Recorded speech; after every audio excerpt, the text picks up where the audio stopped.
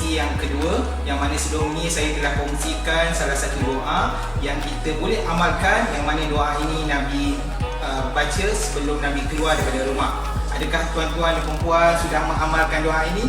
Mudah-mudahan doa tersebut dapat kita amalkan dan kita hafal dan ia bermanfaat untuk kita, insya-Allah.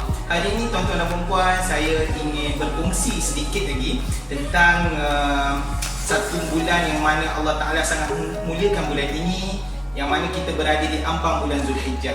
Bulan Zulhijjah adalah salah satu bulan yang mulia di sisi Allah Subhanahu Wa Ta'ala, yang mana bulan ini terdapat beberapa amalan dan ibadat yang tidak ada pada bulan-bulan yang lain.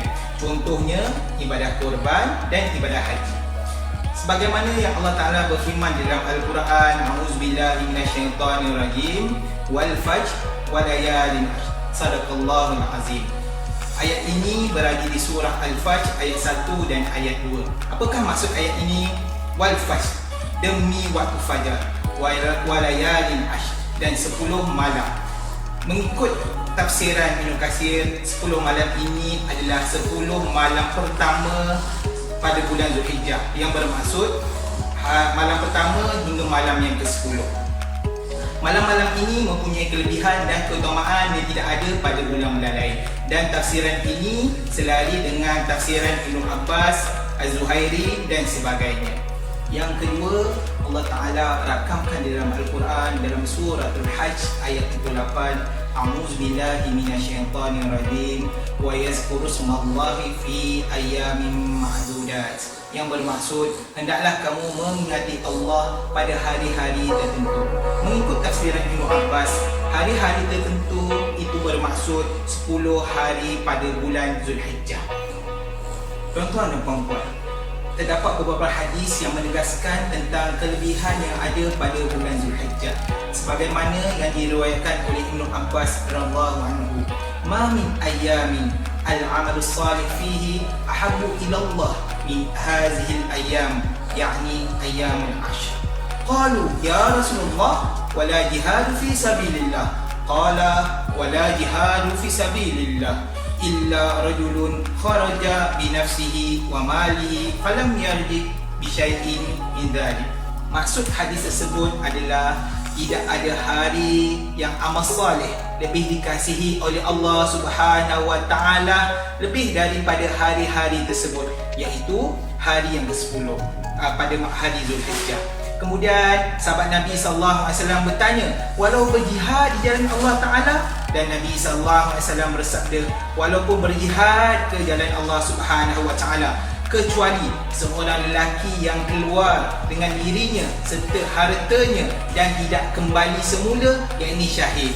Ini menunjukkan bahawa kelebihan amalan pada bulan Zulhijjah amat-amat besar, dan berjihad di jalan Allah Subhanahu Taala juga adalah satu amalan yang besar. Untuk mendapatkan kelebihan-kelebihan yang ada pada bulan Zulhijjah, kita hendaklah bersungguh-sungguh untuk beramal pada bulan ini. Selain itu juga Nabi SAW dalam hadis yang lain ada bersabda, faksiru fihinna minat tahmid wa takbir wa tahlil. Kata Nabi SAW, hendaklah kamu memperbanyakkan pada bulan-bulan, pada hari-hari Zulhijjah ini dengan tahlil, dengan takbir dan tahmid. Apakah yang dimaksudkan dengan tahlil? Tahlil adalah ucapan la ilaha illallah. Apakah yang dimaksudkan dengan takbir? Allahu Akbar. Apakah yang dimaksudkan dengan tahmid? Iaitu alhamdulillah. Oleh itu kita hendaklah mengamalkan zikir-zikir yang telah dianjurkan oleh Nabi SAW. Biasanya kita di Malaysia kita bertakbir seperti takbir hari raya, Allahu Akbar, Allahu Akbar, Allahu Akbar, la ilaha illallah, Allahu Akbar, Allahu Akbar, walillahilham. Maka takbir ini boleh diguna pakai seandainya takbir ini memudahkan kita untuk menghafalnya. Seandainya ada takbir-takbir yang mudah, maka kita pun boleh mengamalkan takbir-takbir yang kita pelajari sebelum ini. Seterusnya adalah berpuasa pada 9 Zulhijjah. Berpuasa pada 9 Zulhijjah adalah sunat yang dituntut oleh Nabi SAW, yang mana Nabi SAW bersabda, Siyamul Arafah ahtasibu ala Allah ayyukaffira sanah allati qablahu was sanah allati ba'dahu. Bermaksud berpuasa pada hari Arafah. Aku mengharapkan pengampunan Allah Subhanahu wa taala dosa-dosaku setahun sebelum dan setahun sesudah. Ini bermaksud barang siapa yang berpuasa pada 9 Zulhijjah, dia mendapat dua kelebihan. Yang pertama, Allah Subhanahu wa taala akan mengampunkan dosa-dosanya setahun yang lalu dan setahun yang akan datang. Maka hendaklah kita tidak melepaskan peluang ini untuk kita berpuasa. Mudah-mudahan kita mendapat pengampunan dari Allah Subhanahu wa taala. Selain itu juga Nabi SAW ada mengingatkan kita kepada mereka-mereka yang melakukan ibadah korban. Sebagaimana sabda Nabi SAW, apabila masuk 10 hari terawal Zulhijjah, bagi mereka yang telah berniat untuk melakukan ibadah korban, hendaklah dia tidak mencukur bulu-bulunya dan tidak mencukur kukunya. Hadis ini telah diriwayatkan oleh Imam Muslim. Hadis ini bermaksud kepada mereka-mereka yang sudah berniat untuk melakukan ibadah korban, hendaklah dia melakukan perkara tersebut sebelum 10 hari Zulhijjah. Maksudnya pada hari tersebut, pada 1 Zulhijjah hingga 10 Zulhijjah, maka orang yang melakukan ibadah korban tidak boleh mencukur bulu dan tidak boleh memotong kuku. Oleh itu larangan ini juga telah sifatkan satu sifat larangan yang telah Nabi SAW berikan kepada kita.